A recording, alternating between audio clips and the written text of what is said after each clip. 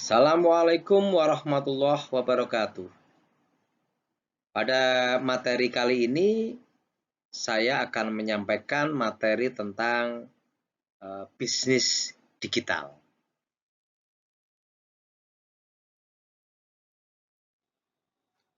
Revolusi Industri 4.0 atau era internet mengharuskan pelaku usaha melakukan digitalisasi bisnis. Revolusi Industri 4.0 sudah mengubah tatanan sistem perindustrian dari teknologi yang berkembang pesat menjadi teknologi digital. Revolusi Industri 4.0 merupakan sebuah teknologi baru yang menggabungkan dunia fisik, biologis, dan digital. Revolusi ini mempengaruhi semua disiplin ilmu, baik di bidang ekonomi maupun di bidang industri.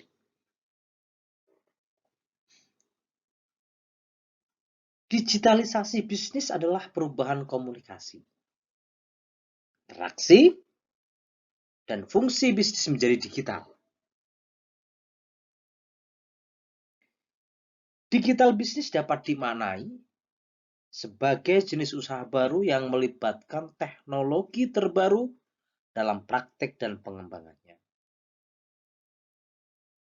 Pada penerapan bisnis, digitalisasi merupakan transformasi proses bisnis, fungsi dan model bisnis yang diaplikasikan pada teknologi digital. Digitalisasi bisnis merupakan proses transformasi bisnis dan sebuah konsep konvensional menjadi virtual, meliputi proses transaksi dan penerapan sistem perusahaan. Digitalisasi juga membuat komunikasi yang terjalin antara konsumen dan penjual berlangsung dua arah. Berbeda dari era sebelum digital. Saat ini penjual dan pembeli dapat berkomunikasi dua arah. Di era serba online, mau tidak mau, semua sistem bisnis konvensional beralih atau menambah dunia digital. Bisnis digital ini adalah salah satu jenis usaha yang memanfaatkan perkembangan teknologi untuk menciptakan produk maupun dalam pemasaran produk itu sendiri. Bisnis digital semakin lama kian berkembang pesat dan banyak diminati oleh masyarakat di berbagai daerah. Contoh bisnis digital yang paling terkenal adalah e-commerce dan perdagangan secara online dengan memanfaatkan jaringan internet. Bisnis digital ini merupakan aktivitas promosi untuk sebuah brand ataupun produk menggunakan media elektronik atau digital.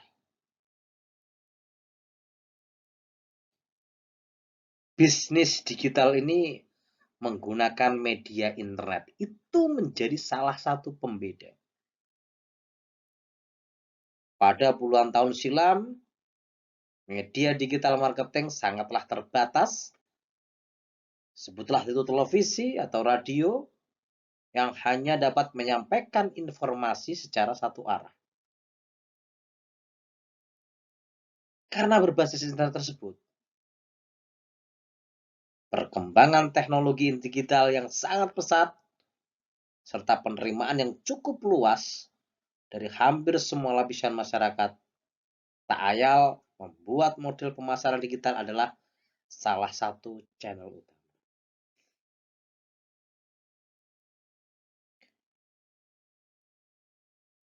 Secara sederhana, bisnis digital tidak berbeda dengan bisnis yang lainnya. Yang membedakan bisnis digital adalah media yang digunakannya untuk bertransaksi, berpromosi, dan berkomunikasi. Bisnis digital adalah bisnis yang menggunakan media internet sebagaimana sebelumnya tadi kita telah sampaikan gitu. Misalnya toko fashion biasanya memiliki toko fisik yang tersebar di berbagai mall dan pusat perbelanjaan gitu. Namun dengan adanya media digital maka keberadaan toko fisik ini akan disertai atau digantikan oleh toko berbasis digital seperti e-commerce, website atau sosmed ya, sosial media gitu. Nah, produk yang ditawarkan oleh bisnis digital pun akan sama dengan produk yang ditawarkan oleh bisnis konvensional.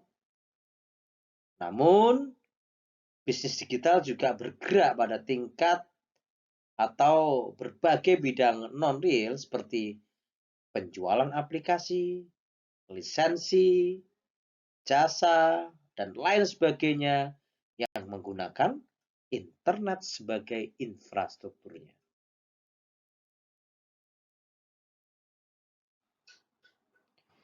Secara konsep, bisnis digital dapat merujuk pada dua bentuk usaha, yaitu bisnis tradisional yang melakukan transformasi digital dan rintisan bisnis baru yang telah melibatkan teknologi digital sejak awal dikembangkan. Keduanya dapat disandingkan dalam satu kategori yang sama asalkan memenuhi prinsip-prinsip yang ada pada bisnis digital. Ya, yang pertama adalah melibatkan teknologi populer atau yang paling mutakhir yang banyak digunakan publik. Teknologi tersebut berfungsi untuk mengumpulkan data, mengurangi biaya produksi atau distribusi, hingga menghadirkan pengalaman terbaik bagi konsumen. Penggunaannya berfokus pada penambahan nilai jual sekaligus pengurangan budget tambahan yang biasanya harus dikeluarkan oleh jenis bisnis tradisional. Prinsip yang kedua adalah memadukan konsep transformasi digital dan budaya global. Salah satu prinsip utama yang harus dilibatkan dalam pengembangan usaha digital adalah penerapan teknologi berskala global. Hal ini bisa dimulai dari manajemen layanan digital, pengaturan organisasi bisnis, hingga aplikasi konsep information technology atau IT pada setiap langkah transformasinya. Sedangkan prinsip yang ketiga adalah mengeksplorasi model bisnis baru. Dengan menerapkan transformasi digital berarti juga mengeksplorasi model bisnis baru yang disesuaikan dengan transformasi tersebut. Umumnya, yang paling sesuai dengan konsep ini adalah model bisnis yang berfokus pada peningkatan pengalaman konsumen. Akses yang lebih mudah, cepat, serta dapat dilakukan kapan dan di mana saja yang menjadi tujuan utamanya.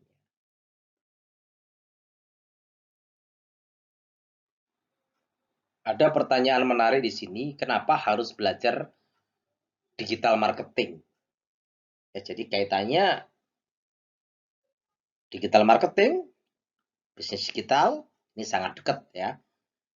Nah, pentingnya belajar bisnis digital dan alasan kenapa harus belajar digital marketing ini ada beberapa faktor ya. Yang pertama adalah aktivitas harian manusia tak pernah lepas dari internet. Hampir semua orang yang berada di usia produktif tak akan lepas dari jangkauan teknologi digital. Bahkan bisa dikatakan aktivitas harian mereka tak akan pernah lepas dari yang namanya internet. Mulai dari komunikasi dengan teman atau rekan kerja, mencari informasi tentang hal baru atau berita yang sedang trending, membeli barang, atau menggunakan jasa hingga memesan makanan, semuanya bisa dilakukan dari internet dengan kemajuan teknologi digital. Jika kita ingin memasarkan produk barang atau jasa, tentu kita harus masuk dalam pasar tempat konsumen yang banyak menghabiskan waktu kita itu. Di internet sendiri, hampir setiap platform yang sering diakses oleh user pasti terdapat iklan di dalamnya. Mulai dari YouTube, website, Facebook, Instagram, dan beberapa platform lainnya. Kita bisa menguasai pasar mereka dengan belajar bisnis digital. Untuk mengembangkan produk, apa yang sekiranya bisa kita lakukan di sana? Kita jual di sana. Kita masuk dalam dunia digital. Yang kedua, lebih efektif dan efisien untuk mengukur segmentasi pasar kita. Banyak orang yang masih mengandalkan jasa billboard, brosur, untuk meningkatkan brand awareness ya, serta memasarkan produk, barang, atau jasa. Namun tahukah bahwa upaya tersebut perlahan namun pasti sudah benar-benar tidak efektif lagi digunakan pada zaman teknologi digital seperti sekarang. Karena selain menghabiskan waktu dan biaya yang cukup besar, efek atau dampak yang diberikan juga tidak dapat kita ukur untuk menentukan strategi marketing kita ke depannya. Lain halnya jika kita menggunakan fitur ads ya, yang disediakan oleh beberapa platform teknologi digital yang memang ditujukan untuk kegiatan digital marketing. Salah satu alasan pentingnya belajar bisnis digital ini adalah di mana kita bisa menjalankan strategi pemasaran kita melalui sebuah platform teknologi digital dengan penargetan pemirsa yang lebih akurat serta terarah. Bukan hanya itu, jika kita mampu belajar internet marketing dalam tingkat lebih lanjut, kita juga mampu menganalisa siapa yang menjadi audiens utama dari tiap iklan yang kita tayangkan pada platform ads. Sehingga kita dapat meminimalisir untuk campaign iklan kita ke depan. Itu yang kedua ya. Sedangkan yang ketiga dari alasan kenapa harus belajar bisnis marketing, digital bisnis adalah tolak ukur keberhasilannya lebih tinggi. Beberapa konsultan bisnis online pasti menyarankan ya, selain misalnya ketika seorang yang mengikuti pelatihan internet marketing begitu, atau mungkin seperti Anda ini ya, teman-teman kita semua yang sedang belajar bisnis digital, menyiapkan teknis terkait materi digital marketing. Ya, beberapa konsultan itu biasanya kan menyarankan agar bisnis atau usaha yang sedang dikelola juga disiapkan untuk bersaing melalui dunia digital. Salah satunya adalah dengan pembuatan Enterprise Resource Planning System atau aplikasi berbasis website sebagai landing page ketika audiens yang tertarik untuk membeli produk, barang, atau jasa yang diiklankan secara online. Hal tersebut dikarenakan kebiasaan belanja seseorang yang kini sudah bergeser dari tradisional menuju digital. Sehingga tujuan dari penayangan iklan bukan hanya sebatas mendapatkan brand awareness, melainkan juga sekaligus selling secara langsung. Yang keempat, membangun dan menciptakan kepercayaan pelanggan. Ketika kita memahami, kita sudah mempelajari bisnis digital, maka kita akan tahu pula bagaimana perilaku customer sebelum setuju membeli sebuah produk, barang, atau jasa. Di mana yang pertama kali mereka tanyakan pastilah website resmi atau akun official resmi milik produk tersebut yang ditawarkan kepada konsumen. Nah, memang zamannya sekarang sudah seperti itu. Jadi hampir dapat dipastikan bahwa belajar digital adalah wajib hukumnya bagi perusahaan atau bisnis yang ingin dapat bersaing dengan kompetitor. Website resmi atau akun official adalah sebagai tanda bukti bahwa produk barang atau jasa yang telah memiliki lisensi dan layak diterima di pasar. Hal tersebut dikarenakan pada website resmi atau akun official yang berbasis teknologi digital pasti terdapat informasi penting seperti spesifik barang hingga riwayat produksi. Ya. Selain itu, pada website resmi atau akun official juga biasanya terdapat diskon dan promosi, di mana hal tersebut juga menjadi alasan kuat seseorang untuk membeli sebuah produk barang atau jasa.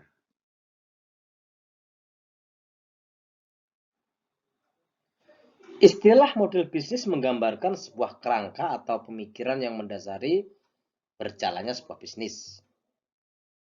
Model bisnis akan mencakup tujuan, produk, apa yang ditawarkan, strategi, infrastruktur, dan praktik-praktik lainnya dalam kehidupan bisnis tersebut.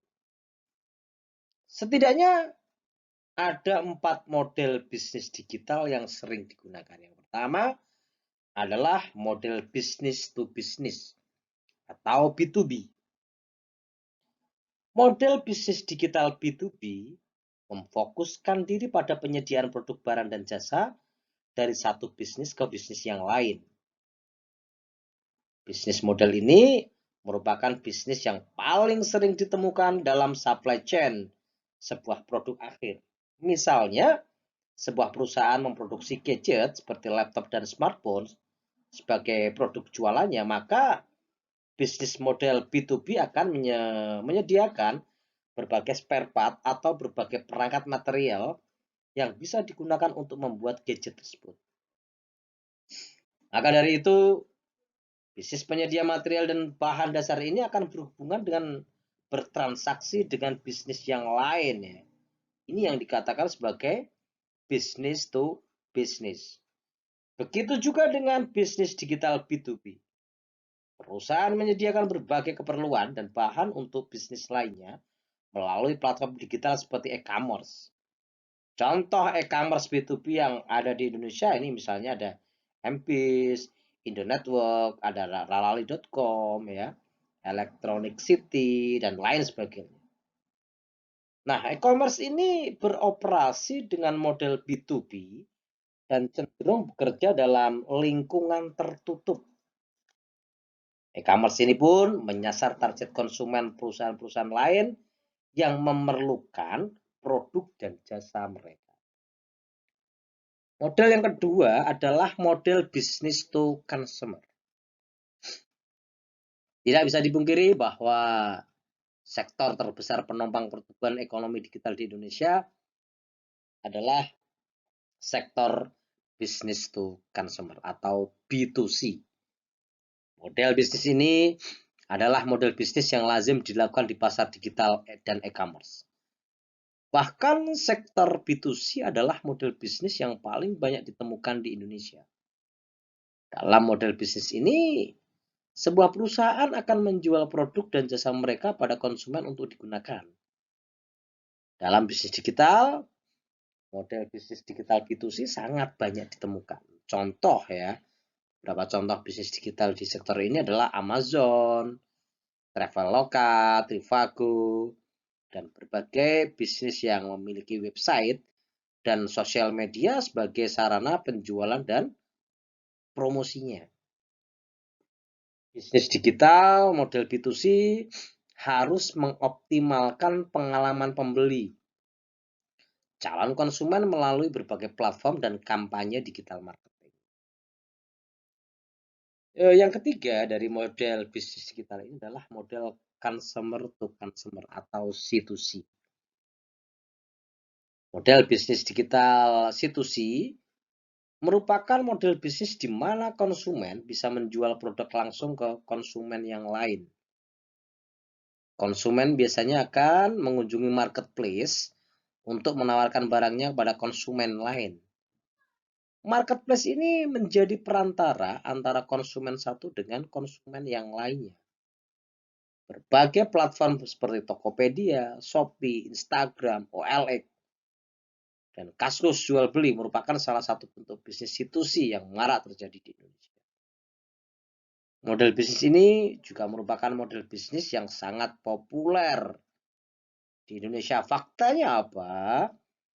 Model bisnis C2C menyumbangkan kontribusi yang sangat besar dalam jumlah total transaksi digital setiap tahunnya di dunia. Sedangkan yang keempat dari model bisnis digital adalah model consumer to business atau C2B. Model bisnis digital consumer to business ini merupakan kebalikan dari model bisnis to consumer atau B2C. Dalam model bisnis C2B atau consumer to business ini, konsumen yang akan menawarkan produk kepada sebuah bisnis untuk mendapatkan royalti. Misalnya, seorang customer menawarkan sebuah artikel berita pada portal berita dan mendapatkan bayaran atas artikelnya. Beberapa contoh bisnis digital yang menggunakan model bisnis antara lain 1000lancer, stockfoto.com, Mojok, Babe itu ya, atau dibaca berita, dan Hapage gitu. Model bisnis digital ini kini telah mulai dipraktikkan di tengah masyarakat Indonesia dengan bermunculan model bisnis digital yang menghimpun berbagai produk yang ditawarkan individu untuk dijual kembali. Seperti 1000lancer ya, yang menghimpun individu dan bisnis untuk saling bertemu dan bertransaksi.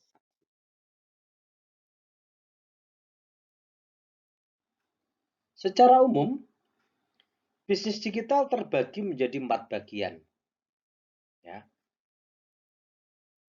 Jadi kita coba lihat jenis-jenis bisnis digital ini dari berbagai versi gitu ya. Ada yang disebut dengan bisnis digital murni, versi digital dari bisnis non-digital, fasilitator digital dari bisnis non-digital, dan hybrid. Nah, coba kita bahas satu persatu dari jenis-jenis bisnis digital ini. Yang pertama adalah digital murni. Ya. Ini adalah bisnis yang menawarkan produk dengan komponen bit and bytes, seperti pembuatan software secara luas. Misalnya software pendidikan, software khusus bisnis, dan yang lain-lain. Jadi memang benar-benar murni. Ya. Konteksnya, komponennya hanya bit and bytes. Yang kedua adalah versi digital dari bisnis non-digital. Ini adalah bisnis yang menawarkan versi digital dari barang atau jasa yang biasanya dijual dalam bentuk fisik. Seperti contoh menjual e-book ya atau buku elektronik, e-jurnal atau jurnal online, e-komik ya atau komik secara online. Yang ketiga adalah fasilitator digital dari bisnis non-digital. Ini adalah bisnis yang memfasilitasi bisnis barang dan jasa menggunakan teknologi digital. Contohnya apa? Online shop ya. Terus berikutnya yang keempat adalah hybrid. Ini merupakan kombinasi penggunaan berbagai jenis bisnis digital untuk memaksimalkan pendapatan. Nah, untuk itu kita harus tahu dulu berbagai jenis bisnis digital sehingga nanti kita bisa ya memanfaatkan secara baik apa yang akan kita pilih ketika kita berniat ingin menjalankan sebuah bisnis digital.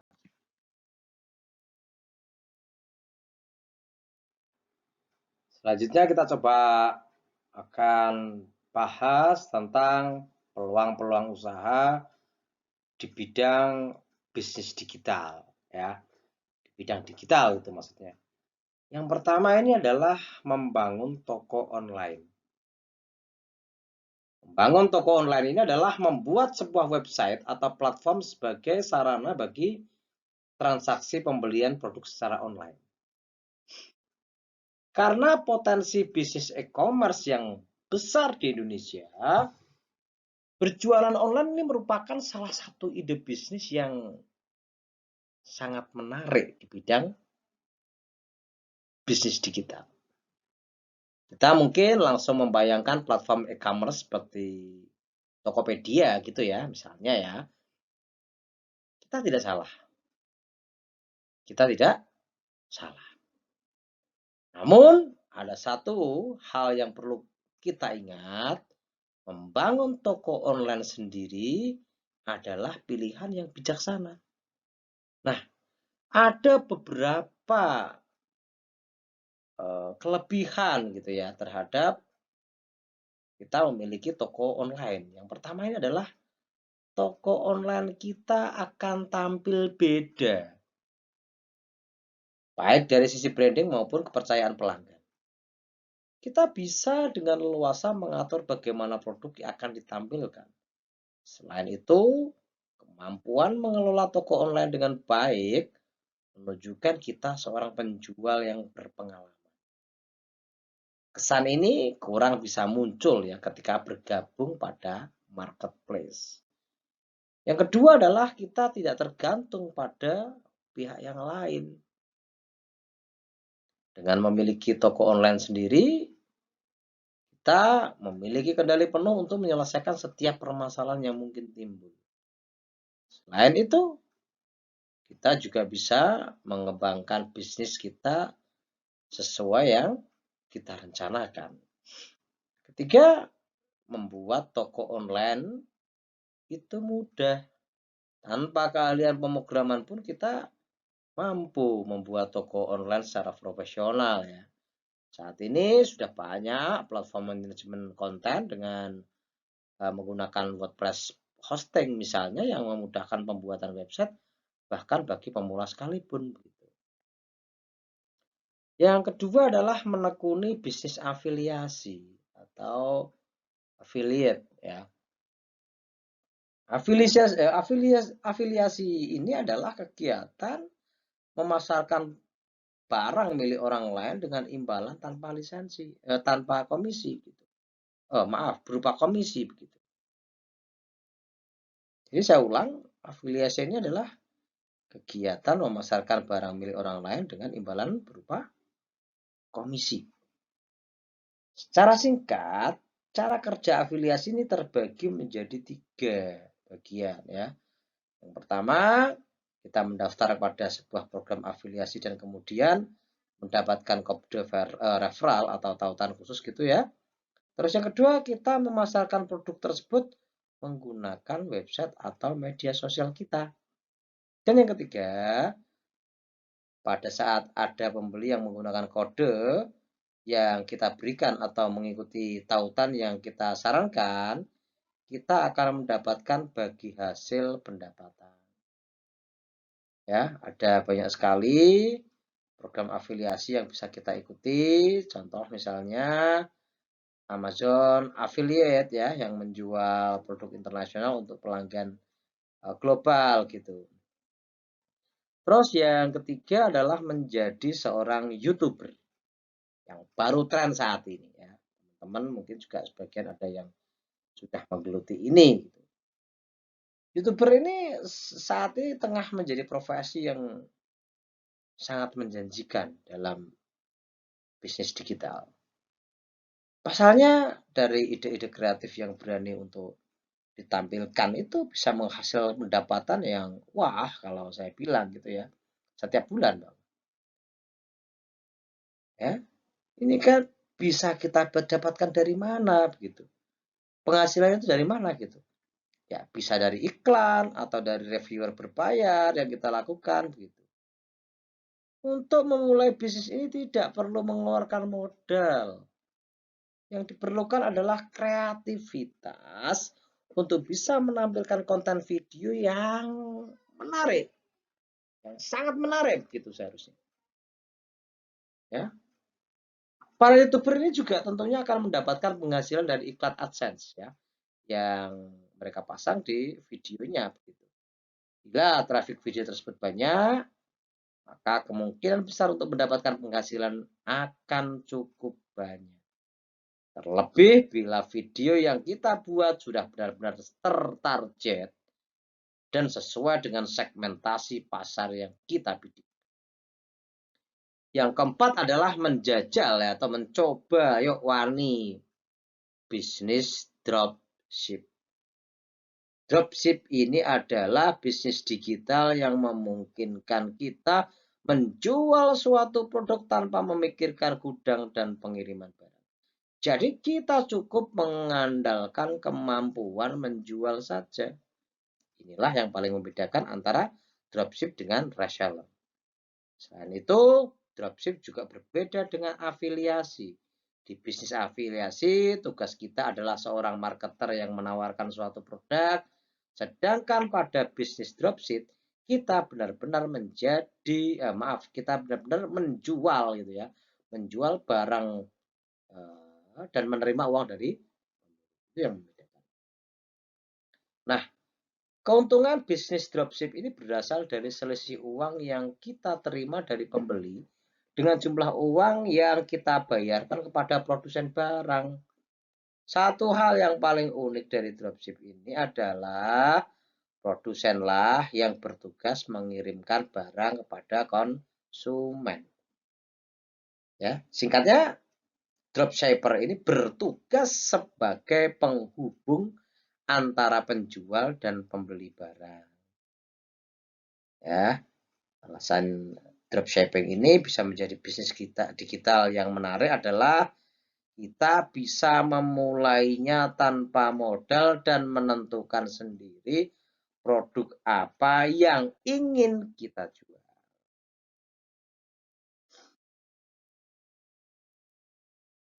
Kita coba bahas peluang usaha yang lain. Kita lanjutkan ya. Ini yang berikutnya adalah menjadi blogger. Kalau bisa menjadi blogger yang terkenal gitu kan. Bisnis online gratis tanpa modal bukan saja teori saat ini. Tidak sekedar teori, melainkan kenyataan yang ada di dunia yang serba canggih. Lain bisnis online fashion system dropship seperti yang sudah kita bahas tadi ya. Ini bisnis blogger ini juga tanpa perlu mengeluarkan modal. Bisnis online blogger ini sangat cocok untuk kita yang suka dalam hal tulis menulis. Nah, yang suka kopas tok ya jangan lah ya. Yang suka tulis menulis karena blog tersebut memang memfasilitasi siapapun yang memang menulis untuk bisa mengisi platformnya dengan tulisan-tulisan yang unik, bermanfaat, juga menarik gitu. Nah, tulisannya bisa saja macam-macam ya, beraneka macam ya, bisa tentang wisata, kuliner, teknologi, politik, karya sastra, dan lain sebagainya. Blog tersebut semakin hari semakin berkembang tentunya, di mana kita bisa menampilkan iklan yang bekerja sama dengan pihak Google AdSense. Dari tulisan yang kita tulis itu, apabila mendatangkan minat dan traffic yang baik, ya, maka akan sebanding dengan pendapatan iklan yang kita dapat. Ya, tentunya selain menampilkan tulisan yang baik, yang bagus, yang diminati, maka tugas kita selanjutnya adalah mendatangkan visitor blog sebanyak mungkin. Atau yang keenam itu menjadi Instagram influencer. Ya, jika kita menjadi pengguna Instagram ya dengan jumlah follower yang cukup banyak, ini menjadi seorang influencer ini bisa menjadi sebuah peluang yang menjanjikan. Di tahap awal kita cukup fokus pada kualitas konten yang kita hasilkan. Jika jumlah follower kita meningkat, bisa saja datang tawaran kerjasama dari pihak yang lain begitu, dengan melakukan posting iklan produk maupun melakukan review yang berbayar. Ini juga mungkin sudah banyak ya yang melakukan seperti ini di teman-teman kita juga. Yang berikutnya adalah menulis konten digital. Nah ini ada pertanyaan dulu ini. Kita punya nggak keahlian menulis gitu? Nah, karena apa? Karena dengan keahlian tersebut kita bisa menghasilkan banyak uang loh di era digital saat ini. Ya, banyak sekali website ya yang bersedia membayar kita untuk sebuah tulisan yang berkualitas. Ya. Nah, berikutnya yang kedelapan adalah mengajar online. Majuan teknologi informasi ini telah menjangkau dunia pendidikan. Sebelumnya kan kita harus ya pergi ke tempat kursus untuk mendapatkan ilmu baru begitu. Di era digital ini kursus online telah menjadi fenomena. Gitu. Di sisi bisnis ini adalah peluang bagus. Jadi jika kita memiliki keahlian mengajar misalnya, bisnis digital ini layak kita coba. Ya, kalau kita tahu bahwa beberapa platform yang menawarkan peluang untuk mendapatkan penghasilan dengan mengajar sih seperti ada Udemy, ada Ruang Guru gitu. Atau kita bisa membangun kursus online yang kita create sendiri, kita buat sendiri, kita kelola sendiri. Caranya bagaimana? Ya, kita bisa membangun sebuah website yang didukung dengan sistem pembelajaran terintegrasi atau biasa kita kenal dengan istilah LMS atau Learning Management System. Ya. Oke, jadi itu yang ke-8. Usaha di bidang digital yang lain adalah menawarkan jasa pembuatan website. Ya. Jadi misal saja ini kan kebetulan kita kan tidak teknologi ya. Jadi jika kita seorang developer, kemungkinan kita membuat website yang menarik itu bisa menjadi bisnis digital yang potensial. Walaupun banyak cara untuk dapat membuat website dengan mudah, untuk kustomisasi yang lebih rumit diperlukan keahlian pemrograman tingkat lanjut yang hanya dimiliki seorang web developer. Selain potensial, bisnis ini memungkinkan kita bekerja dari rumah atau dari tempat manapun yang kita sukai.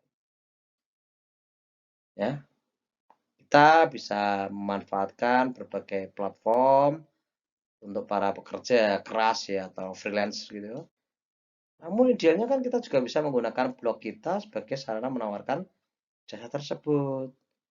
Tentunya dengan didukung oleh portofolio hasil pembelajaran kita sehingga membuat calon klien kita semakin tertarik. Gitu. Selanjutnya adalah membuat aplikasi mobile.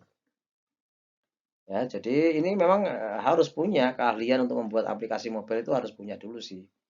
Ini banyak platform ya, ada Android atau Apple gitu ya. Jika kita bisa menekuni bisnis digital ini keuntungannya luar biasa juga besar. Ya. Jadi bagaimana kita mengembangkan kemampuan kita agar mampu membuat aplikasi yang menjadi solusi banyak orang. Contoh yang paling mudah adalah Gojek ya. Gojek gitu. Nah, kita harus juga pelajari potensi pasar dan temukan gap-nya dulu. Ya, yaitu misalnya ranah bisnis yang belum digarap oleh siapapun. Nah, jika kita menjadi orang yang pertama terjun di bidang tersebut, tentu saja kita akan berpeluang memperoleh peluang usaha yang sangat besar. Selanjutnya yang 11 adalah menjual produk digital. Nah, ini adalah menjual produk yang tidak dimiliki atau tidak memiliki bentuk fisik dan dijual secara online. Contohnya apa misalnya? E-book misalnya ya. E-book, ada video, ada audio. Kan biasanya kita juga sering ya pada saat mengakses mau download video, mau download audio, lagu itu kadang diminta berbayar. Atau mungkin tadi juga e-book, e-jurnal itu juga kadang ada banyak yang berbayar, terutama yang jurnal-jurnal dari luar negeri. Ini potensi ya menjual produk digital itu potensi ya. Contoh yang lain misalnya kita itu punya kemampuan musik gitu yang baik gitu dan menghasilkan sebuah lagu yang berkualitas. Nah, kita juga bisa menjual karya tersebut ya. Ini ada beberapa apa, website ya yang mungkin bisa perlu kita sebagai contoh saja ya. Ini ada website Chancor atau Songcast gitu. Nah, ini juga untuk yang suka nulis itu untuk buku itu juga kita bisa juga di Amazon atau di Apple Book ya. Itu eh, kalau kita bisa benar-benar fokus dan bisa menjalankan di sana ini, kalau bisa tadi ya menjual produk digital tersebut pada website kita sendiri. Ya, selain itu tidak perlu bagi hasil, kita bebas menentukan model bisnis, tarif maupun cara promosinya. Berikutnya yang ke-12 adalah eh, konsultan search engine optimization ya. Ini adalah upaya untuk mendapatkan posisi terbaik di mesin pencari atau search. Bagi sebuah website, terutama yang bertujuan dengan bisnis, peran dari Search Engine Optimization atau SEO ini sangatlah penting. Alasan pertama, hampir setiap orang mengandalkan mesin pencari sebelum membeli sebuah produk. Selain itu apa? SEO juga efektif untuk mendapatkan atau mendatangkan pengunjung website tanpa harus mengeluarkan biaya. Yaitu dari apa? Dari organic traffic. Jadi misal kita menguasai teknik yang baik untuk SEO ya, kita bisa menjadi konsultan SEO untuk membantu website klien yang sedang merajai mesin pencari. Oke, yang berikutnya, yang terakhir, sebenarnya banyak ya peluang usaha di bidang digital ya. Ini saya akan hanya mengambil contoh 13 lah yang umum gitu. Yang 13 adalah menjadi seorang podcaster. Podcast itu apa sih? Ya, adalah konten audio yang bisa diakses secara online dan bersifat on demand ya, sesuai permintaan gitu. Nah, podcaster ini adalah yang membuat konten audio tersebut. Ya, itu beberapa peluang usaha di bidang bisnis digital yang memiliki potensi bisa kita ikuti, bisa kita kembangkan, bisa kita contoh begitu. Dengan tentunya dengan ditambahi kreativitas-kreativitas yang lain. Oke ya, nanti bisa dipahami untuk berikutnya nanti akan kita bahas tentang kelebihan dari bisnis digital. Ya, coba kita lihat beberapa kelebihan atau keunggulan eh, yang bisa menjadikan pertimbangan kita jika memang kita benar-benar pengen terjun ke dunia bisnis digital. Ya, ini ada beberapa kelebihan dari bisnis digital. Yang pertama adalah pilihannya beragam. Ya, pilihannya yang beragam. Nah, perkembangan teknologi ini diprediksi belum akan berhenti, bahkan hingga beberapa dekade mendatang. Artinya apa? Masih banyak inovasi yang bisa dihasilkan sebagai peluang usaha. Jadi, kita hanya perlu cermat, mengamati kebutuhan pasar, dan menciptakan produk yang dibutuhkan oleh masyarakat. Itu yang pertama. Yang kedua adalah jangkauan pasarnya yang luas.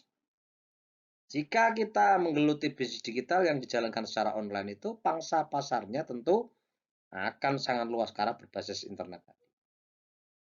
Hal ini karena apa? Ya, kita bisa tetap menjalankan bisnis tersebut dimanapun kita berada selama 24 jam, non-stop. Ya, tapi juga tergantung pada bisnis yang kita geluti. Gitu. Berikutnya yang ketiga adalah bertujuan jangka panjang. Ya, bertujuan jangka panjang. Saat ini banyak sekali pengguna internet di Indonesia. Ya, itulah alasan mengapa banyak sekali ya perusahaan-perusahaan yang melakukan transformasi digital untuk meraih potensi besar yang ada dari pengguna internet. Tidak hanya itu, bisnis digital ini juga merupakan upaya untuk membangun identitas online yang bertujuan jangka panjang. Ya, ya kita harus menyadari kita akan ketinggalan jika tidak mengambil atau turut bagian di sana. Ya, terus yang keempat adalah memberikan kenyamanan kepada pelanggan.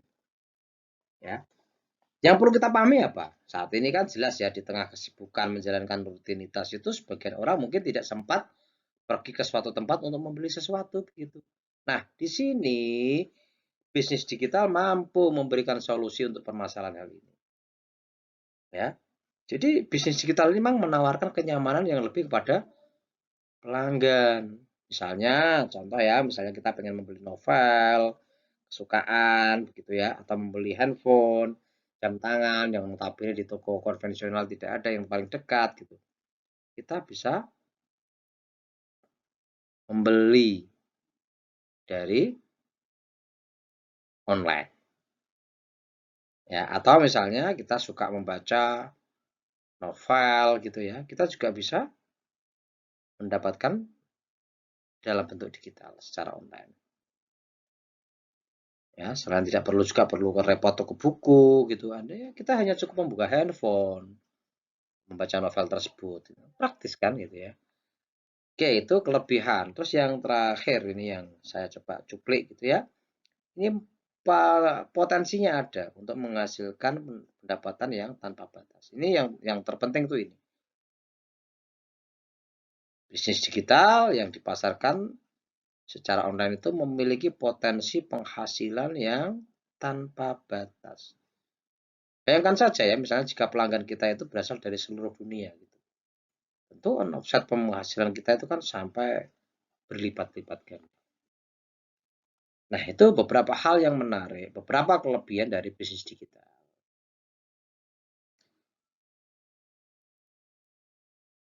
Tapi juga harus kita perhatikan ya terkait dengan sisi lain gitu. Kekurangan bisnis online lah katakanlah seperti itu. Jadi semua bayangan akan keuntungan besar dan kerja enak itu membayangi kita yang akan menggeluti bisnis online atau bisnis digital tadi. Hanya bermodal gadget, koneksi internet, dan list atau katalog barang online, serta tidak punya hanya itu ya hanya beberapa punya akun sosial media gitu. Kita bisa menjalankan bisnis ini. Namun ternyata di balik semua kemudahan itu ada kekurangan bisnis online yang perlu kita ketahui, yang perlu kita antisipasi. Ini apa? Yang pertama adalah tidak bisa bekerja tanpa koneksi internet. Ini jelas. Karena semua media sosial yang kita jadikan promosi itu akan aktif saat ada koneksi internet. Saat lampu mati, koneksi internet akan lemot. Padahal saat itu sedang banyak orderan dari pelanggan misalnya. Maka sudah pasti semua pekerjaan terbengkalai gitu ya. Beda kalau bekerja online atau offline, menjual apa saja sudah ada di stok toko. Ya, kalau tidak bisa dihubungi, maka bisa langsung ke toko gitu. Nah, kedua, rawan dibohongi atau ditipu. Ini juga salah satu kekurangan bisnis online.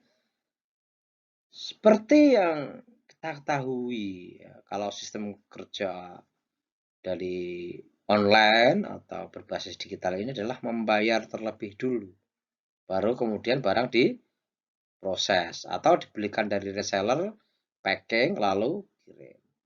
Nah, proses ini sangatlah aman dan akan menjaga kepercayaan antara penjual dan pembeli.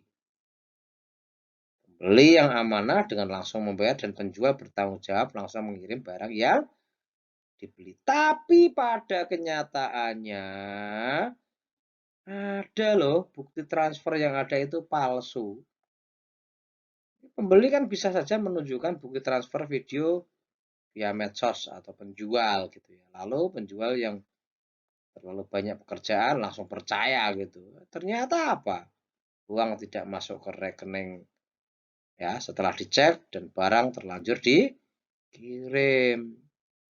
Bukan hanya itu saja ya, kekurangan bisnis online ini juga terkait dengan janji pembeli yang akan membuat setelah barang dikirim ternyata bohong. Ya, setelah ditagih malah hilang tanpa jejak gitu ya. Itu juga potensi ini rawan ditipu atau dibohongin gitu. Yang ketiga adalah dibohongi supplier. Banyaknya supplier yang bekerja sama dengan kita itu membuat katalog barang kita kan semakin banyak ya. Nah, kebutuhan membeli pun bisa terpenuhi dari satu online shop saja. Tapi ternyata katalog dari supplier itu adalah editing. Saat barang benar-benar dipesan pembeli, yang datang malah mengecewakan.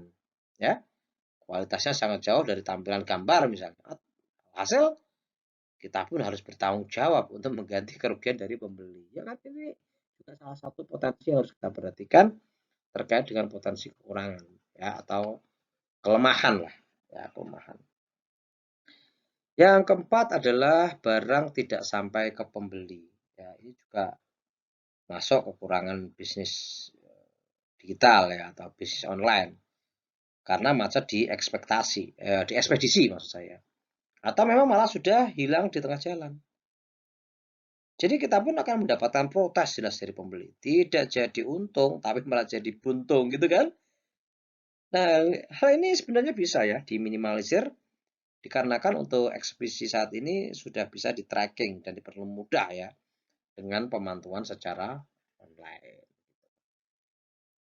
Ya, berikutnya yang kelima ini adalah sabar ya saat pembeli yang hanya bertanya saja. Jadi ya, sabar itu juga harus menjadi kunci. Tidak hanya penjual secara offline, di online pun juga harus ada dasar kesabaran itu. Ya. Jadi misalnya saat tahu harganya mahal atau tidak cocok, itu pembeli tersebut tuh mundur halus atau tidak jadi membeli. Jadi pebisnis online ini ya harus super sabar. Kapan saja smartphone-nya akan berbunyi gitu ya. Nah itu berisi pesanan atau bertanya saja.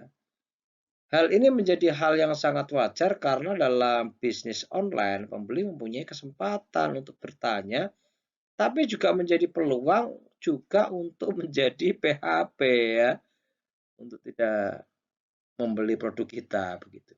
Oke, itu ya yang kelima ya. Sedangkan yang keenam adalah menjadi subjek pelanggan. Kaitannya adalah dengan status Facebook atau media sosial yang sudah menjadi rutinitas mainan sehari-hari begitu ya. Isinya kebanyakan menyindir, memuji, atau yang lainnya. Menjadi pengusaha online ini juga harus siap menjadi objek pembicaraan di medsos oleh pelanggan. Untung ya kalau isinya memang puasan, tapi kalau menyindir atau menjatuhkan, malah akan membuat kita rugi. Nah, kekurangan bisnis online ini berasal dari hal yang sepele, yang akibatnya sangat fatal. Jadi pengusaha online shop itu yang bermediakan medsos, pembeli pun juga demikian. Oke, yang delapan adalah dibanding-bandingkan ya dengan online shop yang lain. Utamanya adalah masalah harga. Kita tahu ya, pembeli memang itu raja ya. Jadi bisa kapan saja mendapatkan informasi barang-barang yang di beberapa online shop gitu. Tapi akan juga sangat mengganggu jika terlalu dibanding-bandingkan. Bagi yang tidak kuat, maka akan ikut-ikutan penjual online yang lain. Padahal beda supplier juga beda kualitas kan? Selain itu, beda wilayah pun juga menjadi faktor yang membedakan harga dari satu online shop ke online shop yang lain. Oke, yang 8 dari kekurangannya atau kelemahan dari bisnis online ini adalah omset menurun jika barang yang dijual tidak up to date. Ini dikarenakan apa? Kebanyakan barang yang dijual di online shop ya, yang belum dijual di toko offline. Ya, kalau barang dagangan tidak update, maka akan ditinggal pelanggan. Maka hal ini perlu dilakukan dengan sangat cepat untuk bisa mengupdate dan memberikan inovasi terhadap produk kita kepada customer. Jangan sampai tidak mengupdate, membuat customer kita tidak bisa dan tidak menyukai produk yang akan kita jual.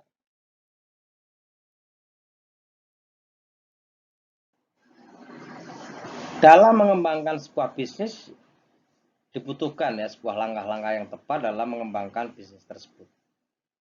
Terutama bagi usaha kecil. Tentunya diperlukan strategi jitu ya untuk menjalankan atau untuk memajukan bisnis itu. Ya, salah satu strategi yang dibutuhkan untuk menunjang perkembangan bisnis ini adalah marketing. Ya, marketing. Di era kemajuan teknologi saat ini, digital marketing nampaknya memang menjadi strategi yang jitu untuk mengembangkan sebuah model usaha menjadi perusahaan besar. Hal ini terbukti efektif ya karena pertumbuhan internet dan gadget yang memang semakin besar. Nah, ini ada beberapa tips bagaimana kita membangun bisnis di era digital. Ya, yang pertama adalah manfaatkan jejaring sosial. Di era digital ini banyak kemudahan yang ditawarkan untuk mengembangkan usaha kecil. Salah satunya adalah medsos atau media sosial. Kita dapat memasarkan produk bisnis yang kita tawarkan melalui jejaring sosial ini, ya. Promosikan produk kita, tawarkan kepada semua teman yang ada di medsos kita, ya. Buat produk secara semenarik mungkin agar meningkatkan minat pada calon konsumen. Yang kedua adalah promosikan selalu produk kita di toko online. Karena perkembangan situs e-commerce dan online shop sejauh ini sudah cukup pesat. Maka kita bisa menggunakan toko online tersebut untuk memproduksikan produk kita. Hal ini sangat efektif ya, mengingat situs e-commerce kemudian memudahkan calon pembeli, calon konsumen dalam mencari produk yang diinginkan dengan hanya memasukkan keyword pada kotak pencarian. Strategi ini juga sangat tepat karena dapat memberikan efisiensi dari segi waktu, tenaga, dan uang. Ya. Nah, ini yang bisa dimaksimalkan. Ya, yang ketiga adalah buatlah website e-commerce itu semenarik mungkin. Dengan memiliki sebuah website berbasis e-commerce akan membuat usaha kita seolah-olah buka 24 jam tanpa henti. Ya. Salah satu yang perlu untuk diperhatikan dari website e-commerce ini adalah mampu untuk menjelaskan secara rinci tentang produk yang dipasarkan. Buatlah konten website kita semenarik mungkin agar meningkatkan minat beli dari para calon konsumen. Demikian tadi materi tentang bisnis digital. Semoga materi tersebut bisa menambah pemahaman kita semua. Mohon maaf kalau ada yang salah dan kurang begitu. Semoga saja nanti kita bisa ketemu pada materi-materi yang lain. Terima kasih atas perhatiannya. Semoga membawa manfaat. Kita hebat, kita semangat.